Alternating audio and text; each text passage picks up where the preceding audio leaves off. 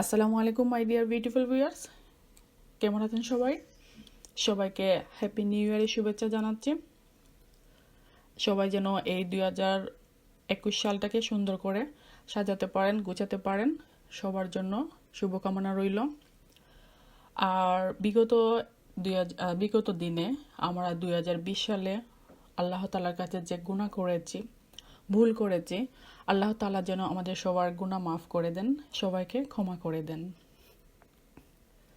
এবং আমরা 2021 সালের এই নতুন বছরে আমরা যেন বেশি বেশি আল্লাহ তাআলার কাছে ইবাদত বন্দেগী করতে পারি।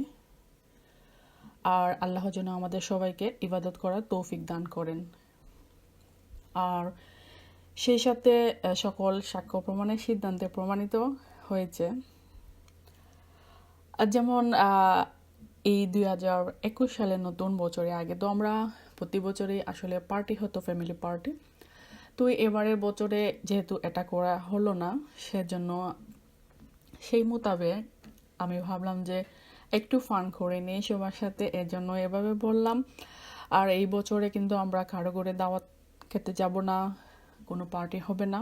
সবাই সবার বাড়িতে থাকবেন, ভালো থাকবেন, সুস্থ থাকবেন, নিরাপদে থাকবেন। আর কারো ঘরে তো যাওয়া যাবে না, সবার ঘরে কিন্তু সুস্থ থাকতে পারবেন, ভালো থাকতে পারবেন। আর আমাদের সবার জীবনটা যেন অনাবিল সুখ শান্তিতে ভরে যায় এই নতুন বছরটাকে ঘিরে। সবার মাঝে যেন সুখ শান্তি সবার ঘরে ঘরে থাকে। সবার জীবনটা যেন বিগত দিনে যেভাবে গেছে, এই বছরটা যেন, সামনের দিনটা যেন অনেক সুন্দর কাটাতে পারি আমরা। সবাই সবার জন্য দোয়া করবো। আর সবার জন্য কিন্তু ভালো একটা দিক আসুক, এই শুভকামনা সবার জন্য থাকবে।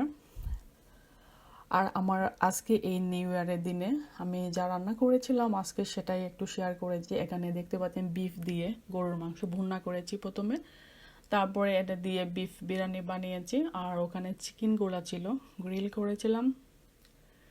আর যেহেতু নতুন বছর সেজন্য মানে একটু দই আর মিষ্টি ছিল। আর আসলে অনেক কিছু করা হয়েছিল, আর ভাবলাম যে অল্প কিছু শেয়ার করে নেই। তো এগুলো রান্না করেছি, আর আশা করি আপনাদের কাছে ভালো লাগবে। আর এই নতুন বছরটাকে যেন সবাই সুন্দর করে সাজাতে পারি, এই প্রত্যাশায় বিদায় নিলাম সবার কাছ থেকে। সবাই অনেক অনেক ভালো থাকবেন, সুস্থ থাকবেন। আর আমার নতুন কোনো ভিডিওতে অবশ্যই আপনাদের সাথে সুন্দরভাবে আবারও দেখা হবে। আশা করি আমার এই ব্লগটা এনজয় করবেন, ভালো থাকবেন, সুস্থ থাকবেন। আল্লাহ হাফেজ, বাই।